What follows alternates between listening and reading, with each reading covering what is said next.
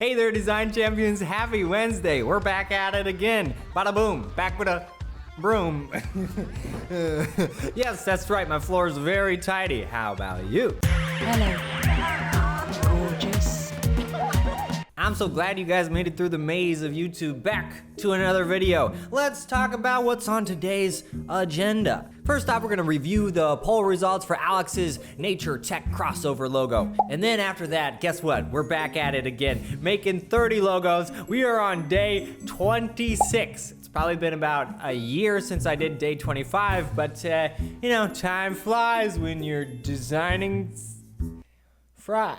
lies. Yeah, definitely worked. And then that's it project-wise. We'll wait to hear some feedback from Alex before we continue on that logo. Okay, design channels, let's take a look at the poll results for which logo idea we like best for Alex. Ultimately, he'll have to say, so this will just help him a little bit. So in first place so far, we have the Birdhead Boy, TV Birdhead Boy, with a whopping 40%, which is a lot when there's five options. And then in second place is the Camcorder with 22%. Everybody else is at 17, 13, and 6. Nobody likes the game controller.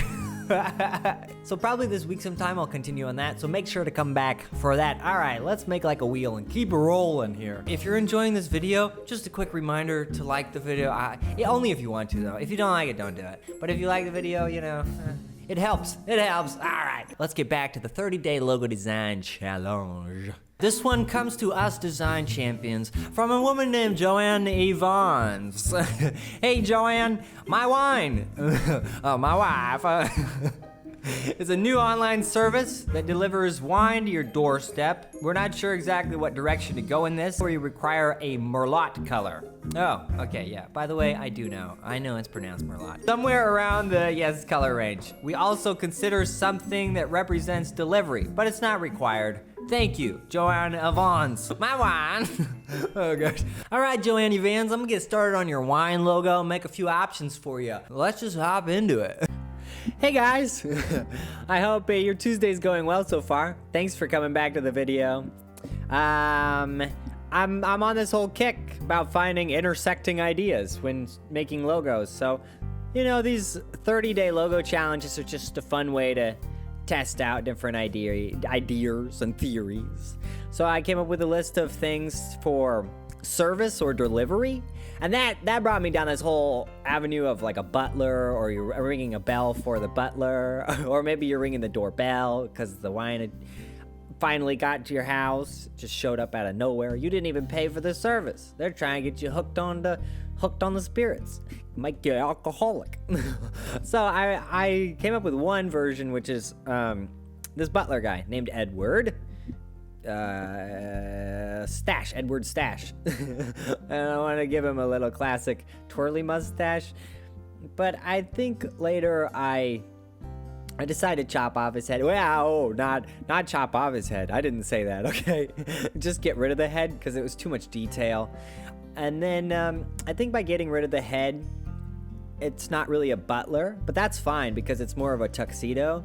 And Joanne said in the brief that it was premium wines, so I thought that was a good connection, where if you just have a tuxedo and a wine bottle, that could be good. And then maybe it still looks like somebody's delivering it or pouring it for you. So that gets I think that meets the delivery quota. And I was really bugging out if I should connect them or not. So in the end, I compromised, and I made a little line in the armpit part. Actually, that little detail adds a lot. Okay, this was the second idea. Second idea was, since they deliver it to your door, I wanted to put a wine glass upside down, and then that creates the shape of a door. And then when I put like wine inside the glass moving, one little dollop that flies up out of the wine could be a circle that is the door knob, the handle. So I thought, okay, let's try that. And oh yeah, so I switch back and forth between stuff a lot. So the glass door one, I had to come up with a better way to make it look like a door. So I thought maybe putting out like a placemat in front of the door would be not a placemat, a foot wipe. Oh man, a doormat in front of the glass might help. but I thought the top of the wine glass is kind of awkward. So why don't I try the same concept on a wine bottle itself? And you'll see in a minute here, the wine bottle has hinges. I put little hinges on the left side to hopefully hone in the door idea, but I don't know. So the one on the left is a wine bottle door. The one in the middle is a wine glass door, and the one on the right is Mr. Tuxedo guy, and my wine is coming out of the bottle. Yeah! So let me know in the poll above which one's your fave. Thanks, guys!